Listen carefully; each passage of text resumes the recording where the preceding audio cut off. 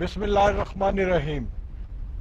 السلام علیکم ناظرین، آج خاور نعیم ہاشمی کے ساتھ آپ کی خدمت میں پھر حاضر ہے۔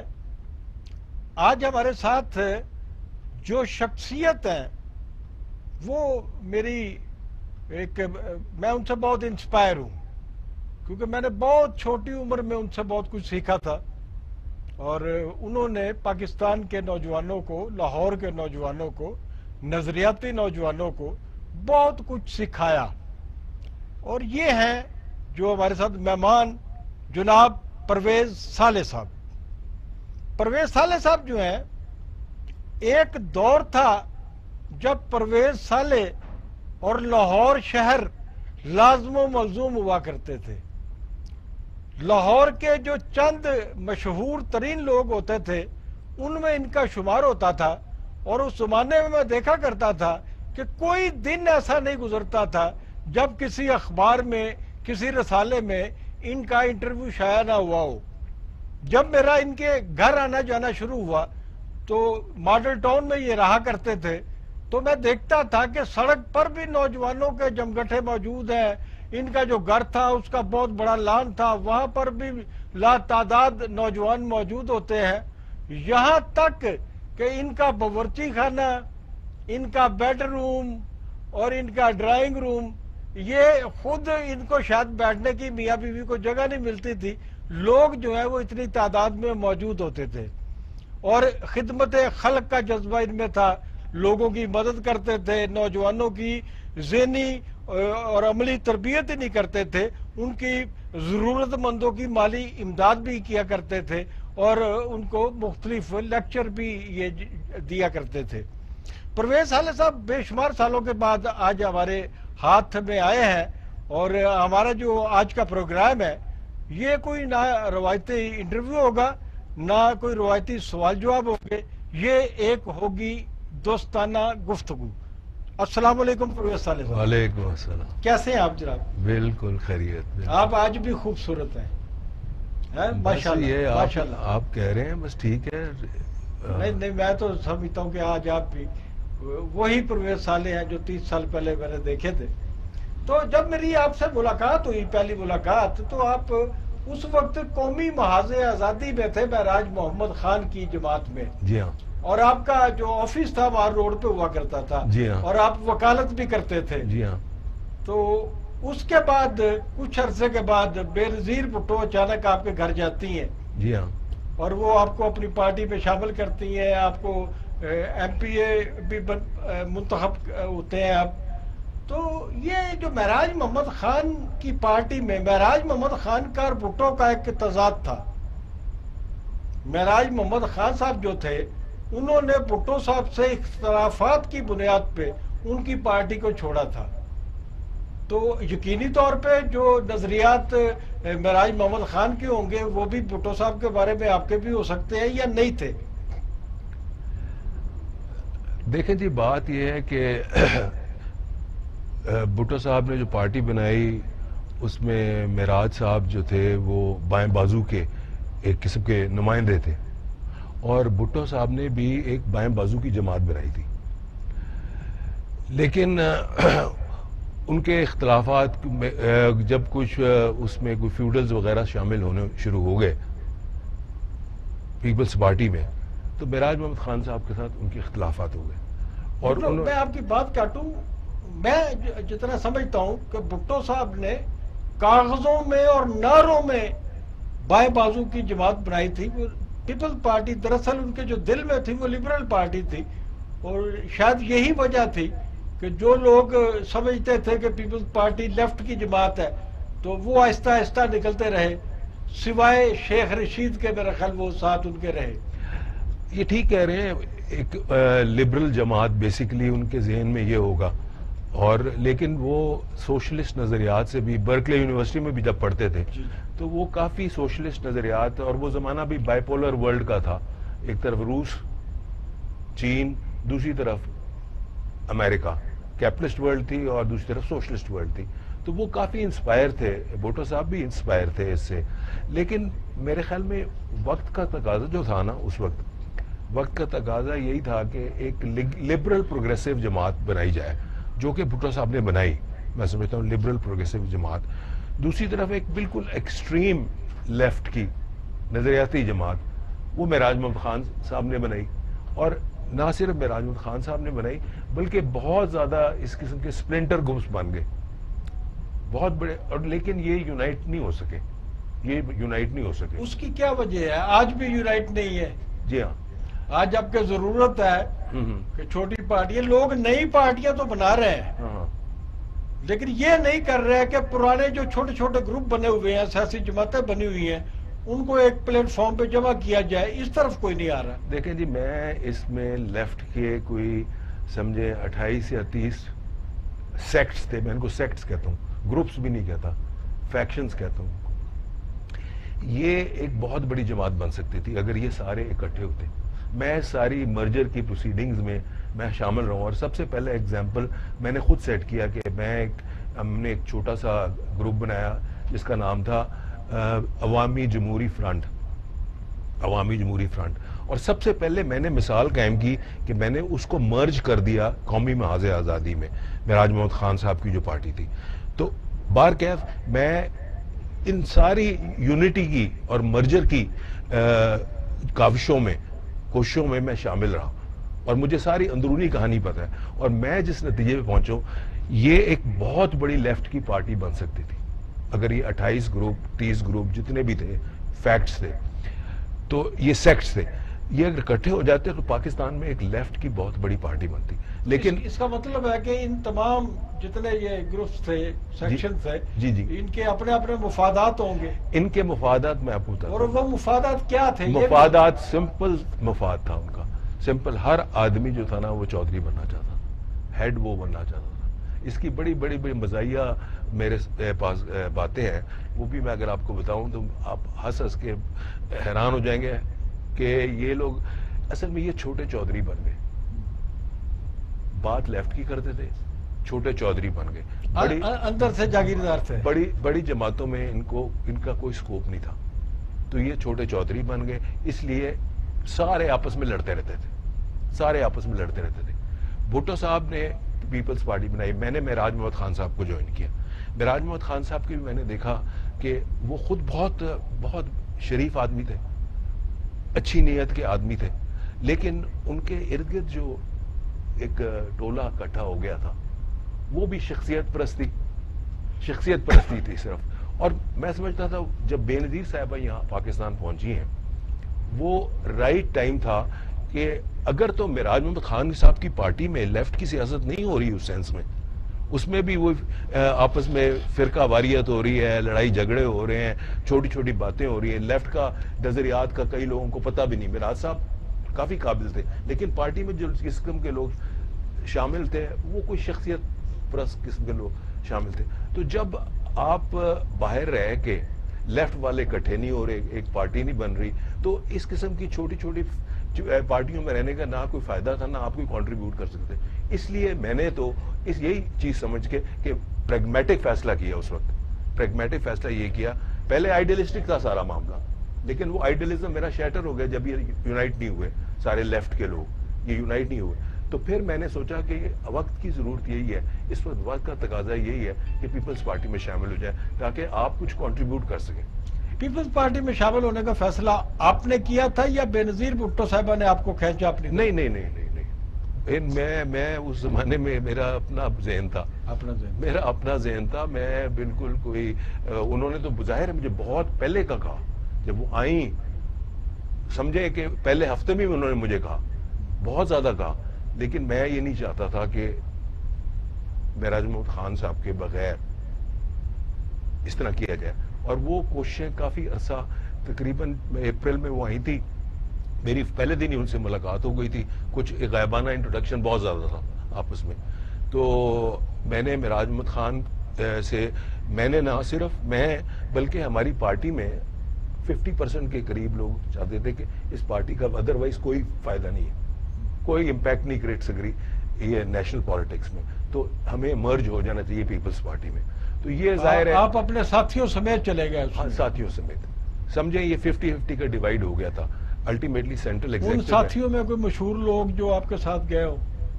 ان ساتھی میں بڑے مشہور لوگ بھی ہیں.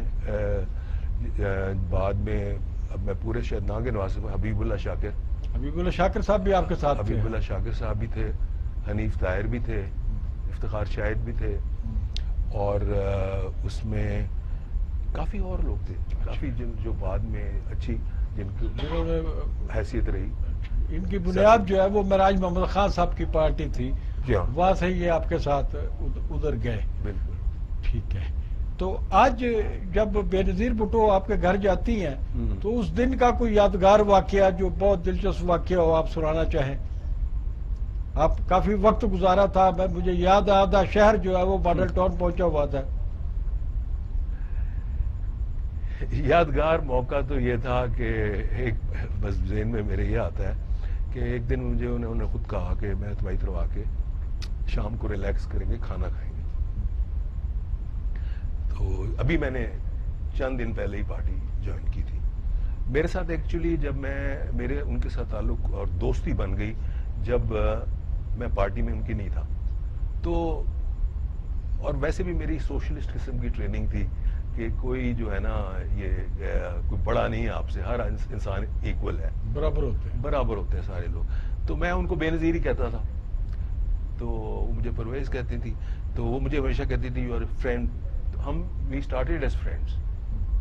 بعد میں مجھے پارٹی جوائن کرنے کی تھی آفیشلی, تو میں ان کو پھر میڈم پرائم منسٹر جب بن گئی, وہ میڈم پرائم منسٹر تھی, اس سے پہلے میڈم چیئر پرسن کہتا تھا. بٹ ان آفیشلی جب ہم کیجولی آپس میں ملتے تھے تو اس وقت میں ان کو بے نظیر ہی کہتا تھا. تو خیر کہنے کا مقصد, جب میں نے پارٹی جوائن کی تو انہوں نے کہا میں تمہارے ساتھ آگے رات کو کھانا کھانا چاہتی ہوں. میں نے کہا بالکل آ جائیں, گپ شپ لگائیں گے. انہوں نے یہ کہا. اچھا, اب وہ پیپلز پارٹی میں بھی ہمارے ایسا ٹولہ ہے جو ہر وقت ان کو وہ اصول لگائے رکھتے ہیں کہ بے نظیر کہاں جا رہی ہے, کس کے پاس جا رہی ہے, اور وہ بس بے نظیر کے ارد گرد بس وہ چمٹے رہتے ہیں, میگنیٹس کی طرح چمٹے رہتے ہیں. تو میرے طرف لوگ آنے شروع ہو گئے کہ بے نظیر شام کو جا رہی ہیں اس کی طرف. تو میری طرف بے شمار, میں اب نام کیا لوں ان کے, لوگ آنے شروع ہو گئے. اب میں نے پارٹی ایک جوائن کی تھی, تو ظاہر ہے پھر مطلب وہ ایک قسم کا میرے سے انویٹیشن لے رہے ہیں, مانگ رہے ہیں کہ آپ کی طرف وہ آ رہی ہیں. تو میں نے کہا ہم بھی آ سکتے ہیں. میں نے کہا بالکل آئے. میں ریفیوز نہیں کر سکتا تھا. اب وہ یہ سلسلہ بن گیا. اب اس کا بے نظیر کو تو نہیں پتا تھا کہ یہ سلسلہ بن گیا. تو شام کو پھر میں نے بھی بے شمار اپنے دوست بلا لیے, بے شمار دوست بلا لیے. میں نے کہا کہ بے نظیر جب آئیے میری طرف, تو ایک دم کہتا وہ واٹ از دس, یہ تم پورا دنیا تم نے بلا لی ہے. مطلب 50-60 لوگ تھے, بڑے چیدہ لوگ تھے. یہ کیا کر دیا. میں نے کہا میں آپ کو اس کے بارے میں بعد میں بتاؤں گا. تو بہرحال آپ کے لوگ جو ہے نا وہ میری جانے نہیں چھوڑتے تھے. Everybody wanted an invitation. تو میں ان کو انوائے نہیں کر سکتا because now I have joined your party. میں ان کو انوائے نہیں کر سکتا. آپ کو انہوں نے وفاقی وزیر بھی بنایا. جی ہاں. تو وفاقی وزارت کا تجربہ آپ جیسے ایک ترقی پسند آدمی کے لیے کیا یہ کوئی آسان کام تھا؟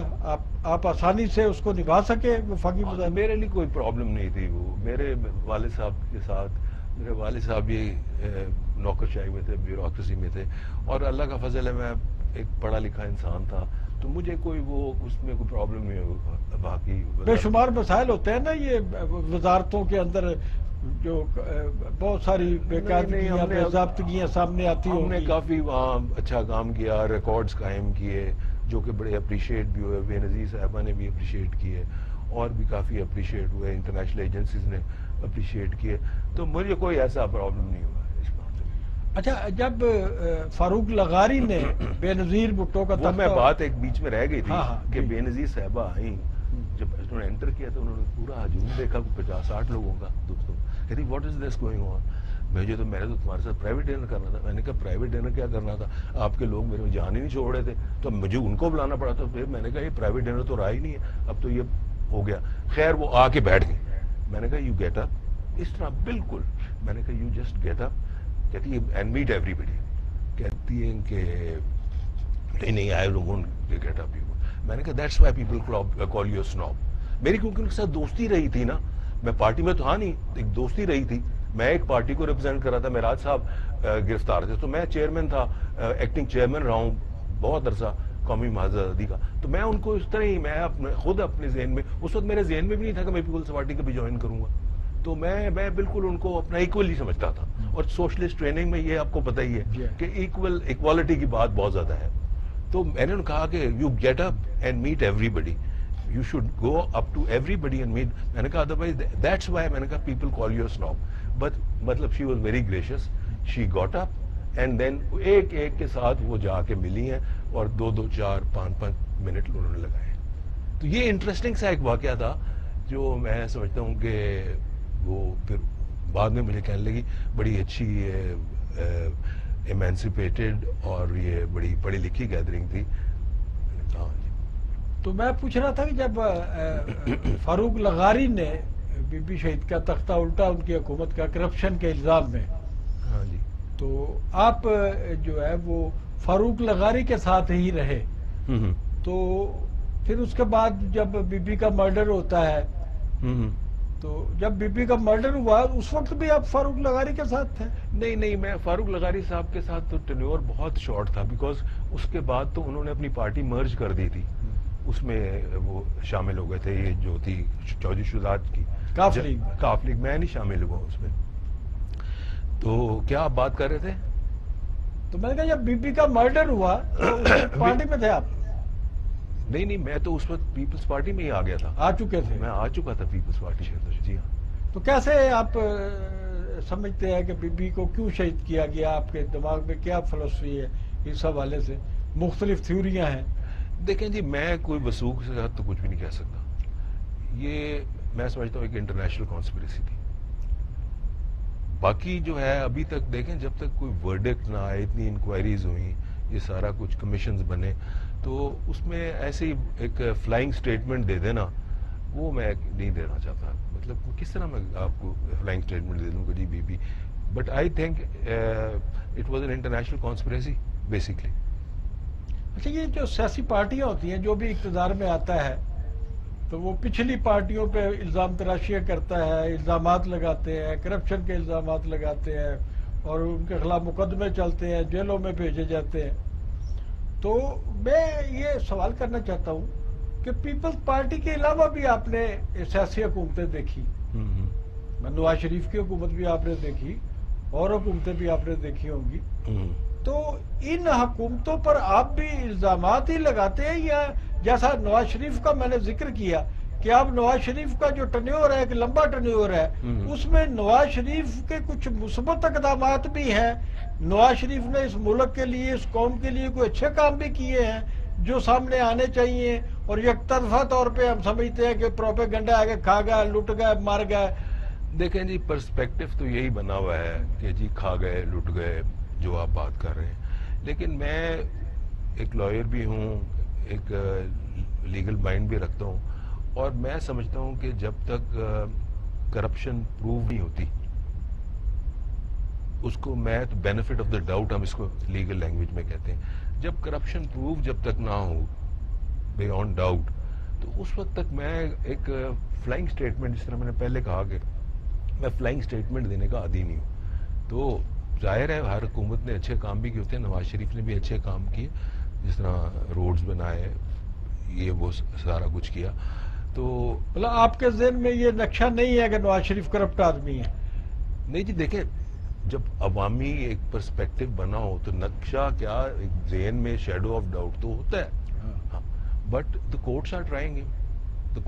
یہ جو شیڈو ہے, یہ نقشہ جو ہے, ہاں جی, یہ آپ سمجھتے ہیں کہ پوری قوم کے ذہن میں اس وقت موجود ہے کہ وہ کرپٹ جی ایک پرسپیکٹو یہ بنا ہوا ہے, پرسپیکٹو یہ بنا ہے کہ کرپشن کی ہے, لیکن پروف کرنے کی بات ہے نا, پروف جب تک نہ ہو تو مطلب ظاہر ہے جس میں اپیلیٹ ایک جورسڈکشن ہوتی ہے, جب تک اپیل بھی خارج نہ ہو جائے اس وقت تک میں اس پر ایک فائنل اپنا ورڈکٹ نہیں دینا. That is up to the court. یہ موجودہ وزیر اعظم جو ہے ہمارے عمران خان صاحب, ان کی نون لیگ کی قیادت, یا زرداری, یا بلاول, یا پیپلز پارٹی, اس کے خلاف جو ان کے اندر ایک نفرت بھری ہوئی ہے, اس نفرت کو آپ سمجھتے ہیں کہ یہ واقعی کرپشن کا باعث ہے یا اس کے پیچھے کوئی اور عوامل بھی ہو سکتے ہیں؟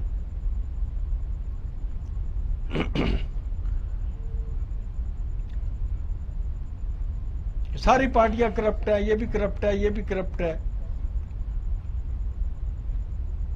اب پرسنالٹی تو اپنا عمران خان صاحب کی ایسی ہے کہ جو کہ بڑی بڑی ریونجفل قسم کی پرسنالٹی لگتی ہے. اور باقی یہ ہے کہ میں سمجھتا ہوں اکاؤنٹیبلٹی اگر ہو تو اب بورڈ ہونی چاہیے، اپنی پارٹی کے لوگوں کی بھی ہونی چاہیے ان کی. اور یہ نہیں کہ صرف پاکستان میں جو پیپلز پارٹی میں رہے ہیں یا پی ایم ایل این میں رہے ہیں یا میں کسی پوچھا تھا کوئی اور بھی عوامل ہو سکتے ہیں. عوامل میں یہی سمجھتا ہوں کہ کوئی ذاتی عداوت بھی ہو سکتی ہے. ذاتی عداوت ان کا بڑا تعلق رہا ہے. کھل کر بات کریں. عوامی ان کا نواز شریف سے بہت تعلق رہا ہے، بے نظیر سے بہت تعلق رہا ہے، بے نظیر کے کلاس فیلو بھی رہے وہ. بالکل. تو ان کا تعلق رہا ہے. تو اب ان تعلقات میں مجھے نہیں پتا کوئی ذاتی عداوت ڈیولپ ہو گئی ہو اس زمانے میں، کیونکہ دین دے بروک اپارٹ. آپ کچھ باتیں چھپائے مت، آ جائے ہمارے ساتھ کھل کے باتیں کریں. اب تھوڑی سی لیتے ہیں بریک، تو آپ اپنے دماغ کو کریں ٹھنڈا اور ہمیں آج ایسی باتیں بتائیں جو آپ لوگوں تک پہنچنی چاہیے. ناظرین ایک چھوٹی سی بریک، واپس آتے ہیں.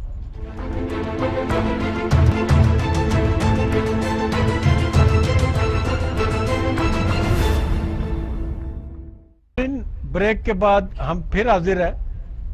اس سے پہلے کہ ہم پرویز صالح صاحب سے مزید گفتگو آگے بڑھائیں، تو آج سندھ میں جو بلدیاتی ادارے ہیں وہ تحلیل کر دیے گئے ہیں اور وہاں پر ایڈمنسٹریٹر مقرر کر دیا گیا ہے. ہمارے ساتھ معروف تجزیہ نگار جناب مظہر برلاس صاحب موجود ہیں. ہم ان سے سوال کریں گے کہ یہ جو کراچی کے بلدیاتی اداروں کے 4 سال تھے، ان 4 سالوں میں بلدیاتی اداروں نے کراچی کے عوام کو یا سندھ کے عوام کو کچھ ڈیلیور کیا؟ یہ 4 سال جو ہے یہ باہمی سیاست کا اور ایک دوسرے کے خلاف الزام تراشیوں میں گزر گئے. جناب مظہر برلاس صاحب. شکریہ ہاشمی صاحب. ایک تو گزارش یہ ہے کہ یہ کسی نے احسان نہیں کیا کہ یہ تحلیل کر دیے گئے ادارے. ان کی مدت ختم ہو چکی تھی، ایڈمنسٹریٹر آنے تھے، وہ آ گئے. اب دیکھیے پچھلے کئی سالوں سے کراچی پر 2 جماعتوں کی حکمرانی رہی ہے. صوبے کے اعتبار سے دیکھا جائے تو پیپلز پارٹی کی حکمرانی ہے، اور اگر شہری گورنمنٹ کے حوالے سے دیکھا جائے تو ایم کیو ایم کی ہے. تو یہ دونوں ہی ذمہ دار ہیں. اور اللہ ماشاءاللہ پیپلز پارٹی کی قیادت تو لندن میں پڑھ کے آئی ہے وہاں سے، اور ایم کیو ایم والوں کا تو ٹھکانہ بھی لندن میں ہے. تو وہاں 8 مہینے بارش ہوتی ہے اور لندن کی گلیوں میں پانی نہیں رکتا، نہ سڑکوں پہ پانی رکتا ہے، نہ وہاں گاڑیاں ڈوبتی ہیں. تو ان دونوں جماعتوں کی ذمہ داری ہے، انہوں نے کس طرح چائنا کٹنگ کی، کس طرح نالوں پہ کمرشلزم کا جادو جگایا، اور یہ دونوں پارٹیاں مل کے یہ سارا کام کرتی رہی اور اب ایک دوسرے کو مورد الزام ٹھہرا رہی ہے. جی ہاشمی صاحب. بھائی یہ میرا سوال صرف یہی تھا کہ میں یہ چاہ رہا تھا کہ یہ 4 سال اگر بلدیاتی ادارے جو ہے کوئی پرفارم ہی نہیں کر سکے، کچھ ڈیلیور ہی نہیں کر سکے، تو پنجاب اب پھر یہ دوبارہ یہ الیکشن ہونے والے ہیں، پنجاب میں بھی الیکشن ہونے والے ہیں. تو میں یہ سمجھتا ہوں کہ عمومی تاثر یہ ہے کہ بلدیاتی ادارے جو ہوتے ہیں وہ حکومت سے زیادہ اہم ہوتے ہیں عام آدمی کے لیے، اس کی گلی محلوں کے مسائل حل کرنے کے لیے، اس کے سیوریج کا نظام حل کرنے کے لیے، اس کے چھوٹے موٹے جو مسائل ہوتے ہیں وہ حل کرنے کے لیے. تو اگر پاکستان میں یہ ادارے ڈیلیوری نہیں کرتے تو پھر ہم ان کو اتنی اہمیت کیوں دیتے ہیں لوگ؟ ہاشمی صاحب، یہ دنیا کے تمام نظاموں میں یہ جو لوکل باڈی نظام ہے یا بلدیاتی نظام ہے، اس کی واقعتاً بڑی اہمیت ہے، اور عام آدمی کے جو مسائل ہیں وہ واقعتاً یہی سسٹم حل کرتا ہے. مگر پاکستان میں بڑی بدقسمتی سے مجھے کہنا پڑ رہا ہے کہ پاکستان میں کبھی بھی کارکردگی کی بنیاد پر ووٹ نہیں ملا. یہاں لوگ الیکشن سے 4 دن پہلے، 10 دن پہلے یا الیکشن ڈے پہ گھی کے ڈبے تقسیم کر دیتے ہیں. آپ لاہور میں آپ کو پتہ ہی ہے. اچھا یہ بتائیں کہ جب فوجی حکومتیں ہوتی ہیں تو بلدیاتی ادارے بڑے فعال ہوتے ہیں، بڑے کام کر رہے ہوتے ہیں. جب سیاسی حکومتیں ہوتی ہیں تو بلدیاتی ادارے جو ہیں وہ ڈکلائن میں چلے جاتے ہیں. بلدیاتی نمائندوں کا فنڈ جو ہے وہ ارکان اسمبلی میں تقسیم ہو جاتے ہیں. پنجاب کے جو بلدیاتی فنڈ ہیں وہ نہ صرف پنجاب کے ارکان کو بزدار صاحب دے رہے ہیں بلکہ قومی اسمبلی کے ارکان میں بھی پیسے بانٹے جا رہے ہیں. تو یہ جمہوری نظام، یہ بڑی اچھی آپ نے بات کی. آپ دیکھیے، میں زیادہ پرانی مثالیں نہیں دوں گا اس لیے کہ ہمارے بہت سے دیکھنے والوں کو پرانی باتیں شاید یاد نہ ہوں. یہ کوئی 18-20 سال پہلے کی یا 15 سال پہلے کی بات ہے. جنرل مشرف کی گورنمنٹ تھی اور پنجاب میں اور ملک میں بلدیاتی ادارے جو تھے ان کی کارکردگی اس حد تک شاندار تھی کہ ان اضلاع میں یا چھوٹے شہروں میں یا قصبات پہ جو بجٹ کبھی گیا نہیں تھا وہ بھی گیا اور وہاں بڑے کام ہوئے. مگر پھر ہماری جمہوریت آ جاتی ہے اور جمہوریت میں جو وزیر اعلیٰ ہے وہ فنڈ نیچے ٹرانسفر ہی نہیں کرتا. جو آپ بس ایک آخری بات ہمیں بتا دیں کہ ہم تو جمہوری نظام حکومت چاہتے ہیں اور جمہوریت کے ساتھ کھڑے ہیں. لولی ہے، لنگڑی ہے، کانی ہے، بینگی ہے، جو مرضی ہے. ہم نے جمہوریت کے ساتھ جو ہے اپنا جو تعلق ہے، وابستگی ہے، محبت ہے، وہ ہم ختم نہیں کر سکتے. ہمیں یہ بتائیے کہ جمہوری دور میں ان اداروں کو مؤثر بنانے کے لیے کیا کرنا پڑے گا؟ دیکھیے، تو پاکستان کو سسٹم اپنا بدلنا پڑے گا، اس لیے کہ دنیا کے زیادہ ممالک میں صدارتی نظام ہے اور جمہوری نظام ہے.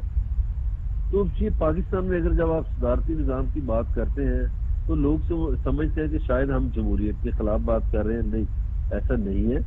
آپ دیکھیے کہ کیا امریکہ میں جمہوریت نہیں ہے؟ وہاں تو صدارتی نظام ہے. کیا فرانس میں جمہوریت نہیں ہے؟ وہاں صدارتی نظام ہے. اور دنیا کے کئی ممالک میں، زیادہ ممالک میں صدارتی نظام ہے. یا تو بھائی پاکستان میں تو جب جمہوری پارلیمانی نظام ہوتا ہے اس وقت بھی ہمیں صدارتی نظام نظر آ رہا ہوتا ہے. تو اس پہ ہم مزید آپ سے بات کریں گے. تھینک یو ویری مچ. ہاں جی جناب پرویز صالح صاحب جی. تو یہ چھوٹی چھوٹی ساتھ دوستوں سے بات چٹ چیٹ ہوتی رہے. تو اب یہ بتائیں کہ نواز شریف لندن گئے اور جس طریقے سے گئے، اب تو جیسے آپ نے بات کی کہ جب زبان خلق نکار خدا والی آپ نے بات کی تھی کہ جب ہر شخص کی زبان پہ کوئی بات آ جائے تو اس کا مطلب ہوتا ہے کہ اس کے پیچھے کچھ ہے. یہ آپ نے ایک بات کہی تھی لیکن دوسرے الفاظ میں. یہ میرے خیال میں مطلب کچھ اور تھا. مطلب کچھ اور تھا آپ کا.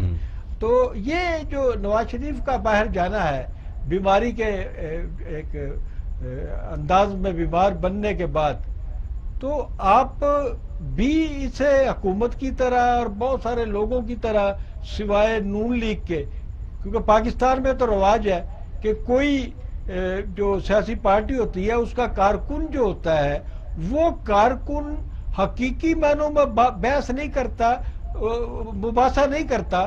اس کا کام یہ ہوتا ہے کہ پیپل پارٹی والے نے بلاول بھٹو کی وکالت کرنی ہے اور نون لیگ والے نے جو ہے وہ نواز شریف کی وکالت کرنی ہے.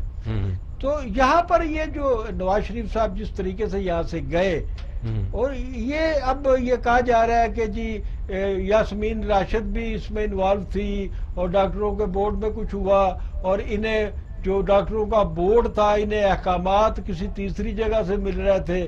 تو اس طرح یہ ساری مینج کر کے ملک سے باہر چلے گئے. تو ان سارے حالات کو آپ کیا سمجھتے ہیں؟ دیکھیں جی، میں تو اب یہ کوئی اب میرے خیال ڈھکی چھپی بات ہے نہیں کہ اس موجودہ حکومت کو فوج کی بیکنگ سے آئی ہے اور فوج کی بیکنگ ابھی تک ہے. تو فوج ہی they are calling the shots. Crucial issues پہ اسپیشلی فوج از کالنگ دا شاٹس. اور عمران خان جو ظاہر ہے فوج کہتی ہے وہی کرتے ہیں. اب یہ سب سے مجھے تو جو کریڈیبل تھیوری لگ رہی ہے وہ یہی لگتے ہیں کہ کچھ اداروں نے. لیکن سر بات یہ ہے کہ آپ کا نظام حکومت, آپ کا نظام سلطنت, آپ کا انتظامی ڈھانچہ یہ فوج کے مداخلت کے بغیر کچھ کرنے کے قابل ہے. اب جب اس ملک میں ڈیزاسٹر آتے ہیں, ابھی حالیہ طور پہ کراچی میں جو بارشیں ہوئی ہیں وہاں پر یہ ڈیزاسٹر مینجمنٹ جو فوج کی نگرانی میں ہے, یہ اگر فوج کے لوگ جو ہے لوگوں کو نہ بچاتے تو آپ کے خیال میں فوج کے متبادل آپ کے پاس انتظامی سطح پہ, حکومتی سطح پہ آپ کے وزیر اعظم تو آج تک کراچی جا کر بیٹھنا گوارا نہیں کیا. دیکھیں جی بات سنیں, یہ مجھے ایک بات کی سمجھ نہیں آتی کہ آپ جب کہتے ہیں کہ فوج کر لیتی ہے سول حکومت نہیں کر سکتی. فوج کوئی سول حکومت سے باہر ہوتی ہے. فوج کوئی یہ پاکستان کی فوج نہیں ہے. آئین کے تحت سسٹم کیوں نہیں ہے؟ نہیں حکومتیں سسٹم کیوں آپ نہیں پوری بناتی؟ بات سن لیجئے نا. دیکھیں جی اس ملک میں فوج پر بہت بڑا بجٹ خرچ ہوا ہے, بہت بڑا. ہمارے ساتھ قیوم نظامی صاحب ساتھ ہیں. تو قیوم نظامی صاحب جو ہے یہ ناظرین, یہ پاکستان پیپلز پارٹی میں 68 میں شریک ہوئے تھے. اور جیسا کہ میں نے پہلے آپ کو بتایا کہ میں سمجھتا ہوں پرویز صالح صاحب کا تو کہنا ہے کہ بھٹو صاحب جو ہیں وہ سوشلسٹ نظریات کے حامل تھے, اور وہ جب لندن میں تھے اس وقت بھی وہ سوشلسٹ نظریات جو ہیں وہ ان پہ غالب تھے. اور برکلے میں جب پڑھتے تھے تو اس وقت بھی وہ پرچار کرتے تھے سوشلسٹ نظریات کا. تو میں سمجھتا ہوں کہ جب انہوں نے پارٹی کی بنیاد رکھی تو ان کے دماغ میں تھا کہ یہ دو قومی نظریے کی بنیاد پہ ملک جو وجود میں آیا ہے, دو قومی نظریے کی بنیاد پہ, اور جہاں پر مولوی جو ہے وہ کسی بھی مذہبی معاملے پر اس ملک میں کچھ بھی کھڑا کر سکتا ہے, فساد کرا سکتا ہے, دنگا کرا سکتا ہے, لوگوں کو اسلام کے نام پہ سڑکوں پہ لانا جتنا آسان پاکستان میں شاید کسی اور ملک میں نہ ہو. تو جو بھٹو صاحب تھے, ذوالفقار علی بھٹو صاحب, یہ معتدل نظریات تھے, جمہوری نظریات تھے, لبرلزم تھا, سوشلسٹ تھے, لیکن ان کے اندر جماعت کے اندر ایک مضبوط سوشلسٹ ونگ موجود تھا جس کی قیادت شیخ رشید کرتے تھے. شیخ رشید صاحب کے بہت سارے شاگرد تھے. ان شاگردوں میں ایک قیوم نظامی صاحب بھی تھے جنہوں نے 1970 میں شیخ رشید کی جو انتخابی مہم ہے اس میں کارکن کی حیثیت سے کام کیا تھا. اور بعد میں قیوم نظامی صاحب نے حکومت میں اور پیپلز پارٹی میں جگہ بنانی شروع کی, اور یہ وفاقی وزیر بھی رہے, یہ مختلف عہدوں پر بھی رہے.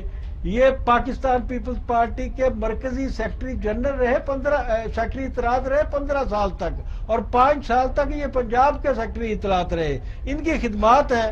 یہ بعد میں جب فاروق لغاری صاحب نے بے نظیر بھٹو صاحبہ کی حکومت کا تختہ الٹا تو یہ فاروق لغاری صاحب کے ساتھ ہی رہے تھے, بے نظیر کے ساتھ نہیں گئے تھے. تو اب جو قیوم نظامی صاحب ہیں انہوں نے جاگو تحریک کے نام سے ایک تحریک شروع کی ہے, اور ان کا خیال ہے کہ یہ پورے پاکستان کے نوجوانوں کے جو گروپس ہیں جو مختلف نظریات بھی رکھتے ہیں, پریکٹیکل بھی ہیں, سوشل گروپ بھی ہے, سوشل میڈیا پہ بھی ہے, دوسرے میڈیا پہ بھی ہے, پریکٹیکلی بھی ہے, اور چھوٹی جماعتیں جیسے جواد احمد صاحب ہمارے گلوکار ہیں, انہوں نے ایک چھوٹی جماعت بنائی ہوئی ہے اور جدوجہد کر رہے ہیں اس کو بڑی جماعت بنانے کے لیے. تو قیوم نظامی صاحب جو ہے ایسے تمام گروپس کو اکٹھا کرنے کی جدوجہد کر رہے ہیں. اور یہ بات ہمیں پرویز صالح صاحب نے بھی کہی تھی کہ جب انہوں نے سیاست شروع کی تو ان کا خیال تھا کہ چھوٹے گروپس اور پارٹیاں جو ہے چھوٹے چھوٹے نوجوانوں کے جو ونگز ہوتے ہیں ان کو ایک پلیٹ فارم پہ اکٹھا کر کے لیفٹ کے خاص طور پہ یہ کہہ رہے تھے کہ ایک بڑی پاکستان میں سیاسی جماعت جو ہے لیفٹ کی بنائی جا سکتی ہے. تو قیوم نظامی صاحب سے پوچھتے ہیں کہ قیوم نظامی صاحب یہ شیخ رشید کے کارکن سے لے کر اور جاگو تحریک تک آپ کا سفر کیسا رہا؟ میں یہ سمجھتا ہوں کہ دیکھیں بھٹو صاحب کے ساتھ جو لوگ شروع میں جنہوں نے جوائن کیا تھا پاکستان پیپلز پارٹی کو وہ نظریاتی لوگ تھے زیادہ تر، جن میں آپ بھی تھے، آپ نے بھی کوڑے کھائے ماشاءاللہ، قربانیاں دی. ویری سوری نہیں میں ویسے یہ کہہ رہا نظریاتی تھے آپ نظریاتی تھے. آپ کو یہ پتا ہونا چاہیے نا، آپ لوگوں تک بات کلیئر کریں کہ میں نے کوڑے کھائے، شاہی قلعے میں گیا، 5 سال جیلیں کاٹی، 7 جیلیں کاٹی، یہ تمام کے تمام صحبتیں میں نے Pakistan federal union of journalist کے پلیٹ فارم سے کاٹی. اس میں کوئی شبہ نہیں ہے کہ پیپلز پارٹی جو ہے اس وقت بڑی قربانیاں دے رہی تھی، اس کے 60,000 نوجوان جو تھے وہ جیلوں میں تھے، لیکن وہی میں آپ کو خراج تحسین پیش کر رہا ہوں اس حوالے سے کہ جو لوگ بھٹو صاحب سے پاکستان پیپلز پارٹی کے انقلابی اور نظریاتی منشور سے متاثر ہوئے تھے وہ نظریاتی لوگ تھے. وہ ایک پہلے جب پارٹی انہوں نے بنائی تھی ان کا منشور بھی انقلابی تھا اور نظریاتی تھا. بھٹو صاحب کے خود خیالات جو تھے وہ سوشلسٹ تھے. وہ چین پاکستان اور چین کی جو دوستی کے معمار ہیں، فاؤنڈر ہیں ان کے، وہ ذوالفقار علی بھٹو تھے. امریکہ کے وہ خلاف تھے، چین کے وہ حق میں تھے، اور اسی وجہ سے امریکہ بھی ان سے ناراض تھا اور بعد میں خیر اس کو ایوب خان سے ان کو وزارت خارجہ سے نکالا بھی تھا. یہ ایک خیر پس منظر ہے. اب میں یہ گزارش کر جو سوال آپ کا یہ ہے کہ ہم ایک اس میں جو پرویز سال ہے یہ بھی ان کو بھی نظریاتی حوالے سے لوگ پہچانتے ہیں. ایک پورا ایک کافی بڑا وسیع گروپ تھا پورے پاکستان میں نظریاتی کارکنوں کو جنہوں نے پاکستان پیپلز پارٹی میں کام کیا اور وہ چلتے رہے. ہم سرمایہ داری کے خلاف، جاگیرداری کے خلاف، نوکرشاہی کے خلاف، سامراجیت کے خلاف سڑکوں پہ ہم نوجوانی میں نعرے لگاتے تھے اور سوشلزم آوے جیڑا واوے وہی کھاوے، اور گرتی ہوئی دیواروں کو ایک دھکا اور دو. مانگ رہا ہے ہر انسان روٹی، کپڑا اور مکان. آج کیا ہم جب پہنچے ہیں، آج میں بیچ میں ایک سوال کر رہا ہوں کہ آج کیا آپ نتیجے تک پہنچے کہ قائد اعظم نے جو 2 قومی نظریے کی بنیاد پر مسلمانوں کے لیے، خاص طور پہ مسلمانوں کے لیے، کہ مسلمانوں کو حقوق نہیں مل رہا ہے اور وہ محروم ہے بنیادی سہولتوں سے، ان کو تعلیم نہیں مل رہی، ان کو روزگار نہیں ملتا، اور ان کے ساتھ اقلیتوں جیسا مظاہرہ کیا جا رہا ہے، وہی مظاہرہ جو آج ہندوستان میں ہو رہا ہے. اس وقت 1947 سے پہلے بھی یہ سارے پس منظر جاری تھے. تو اس وقت جو قائد اعظم نے تصور پاکستان جو اپنے ذہن میں کھینچا تھا، تو وہ آپ نے کبھی محسوس کیا کہ اس ملک میں جو خالصتاً ایک مسلمانوں کے لیے بنایا گیا، وہاں پر سوشلسٹ نظریات جو ہیں وہ پروان چڑھ سکتے ہیں؟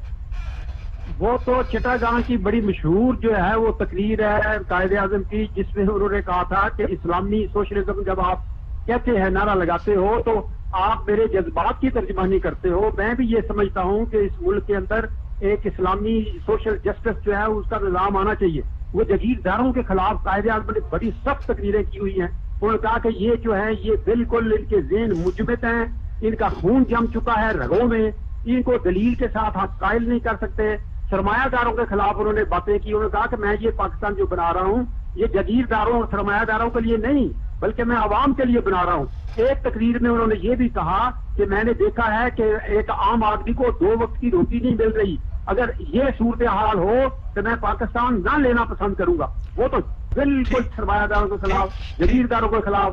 وہ جو 2 قومی نظریہ آپ نے کہا اس کی بنیاد بھی جو تھی وہ ایک کلچر اور ثقافت اور آرٹ اور رسم و رواج، کھانا پینا، یہ وہ کسی نے پوچھا. میں آپ نے بڑی وہ تعریف کی ہے، میں نے اس کے کافی ریسرچ کی ہوئی ہے، تحقیقی کام کیا ہوا ہے. آپ جیسا بیسک کارکن جی، اور جس کو ایک کارکن کی جو تعریف ہوتی ہے اس پہ پورا اترتا ہو، اس کو جب ہم دیکھیں کہ وہ پیپل پارٹی چھوڑ کر ملت پارٹی میں رہ گیا ہے، وہ ایک جو لمحہ آیا تھا، اس لمحے کو آپ کس طرح بیان کریں گے؟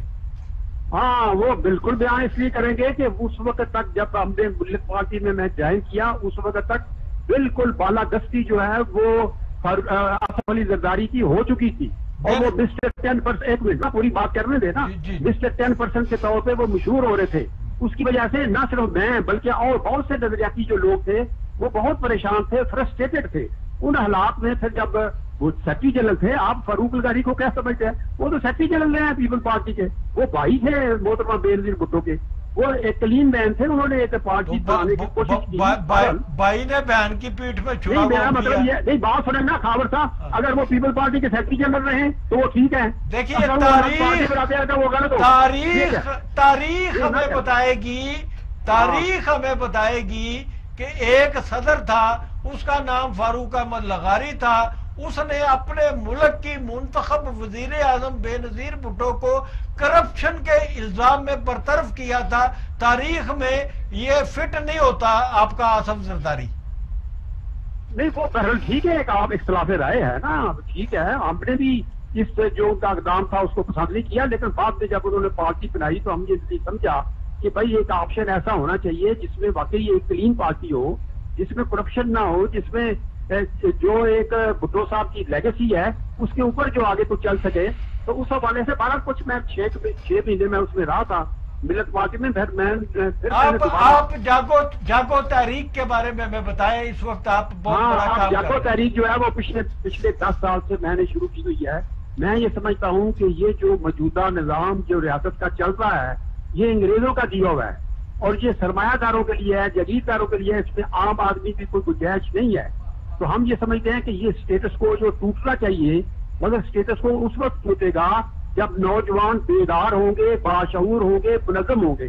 نوجوان چونکہ ملک سے میں مختلف حوالوں سے ہم کوشش کر رہے ہیں کہ جاگو تحریک ایک غیر جماعتی اور غیر سیاسی پلیٹ فارم ہے، اس میں ہم ان کی پولیٹیکل ایجوکیشن کریں، ان کے شعور کو بڑھائیں، ان کو بتائیں کہ جمہوریت کیا ہوتی ہے، ان کو یہ بتائیں کہ یہ نظام جو ہے یہ آیا پاکستانی ہے، ان کو یہ بتائیں کہ قائد اعظم اور علامہ اقبال کس قسم کا پاکستان چاہتے تھے، کیا اس کے مطابق یہ پاکستان چل رہا ہے یا نہیں چل رہا.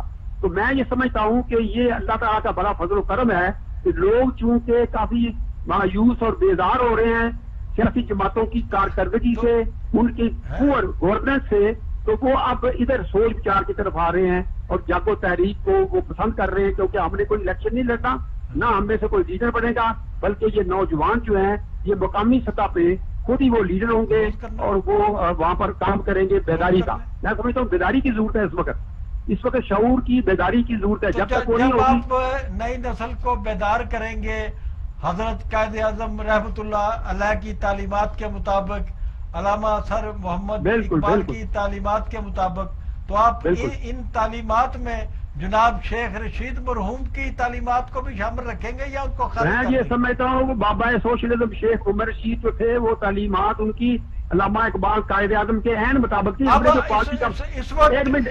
جو پارٹی کا منشور بنا تھا وہ بالکل قائد اعظم کے ذہن کے مطابق تھا، تب چلا تھا، ورنہ چلتا ہی نہ ہو. Thank you very much. Time ختم ہو گیا، بہت شکریہ، بہت شکریہ سر آپ کا. پرویز صالح صاحب ٹائم ختم ہو گیا، پتہ نہیں چلا. بہت مہربانی.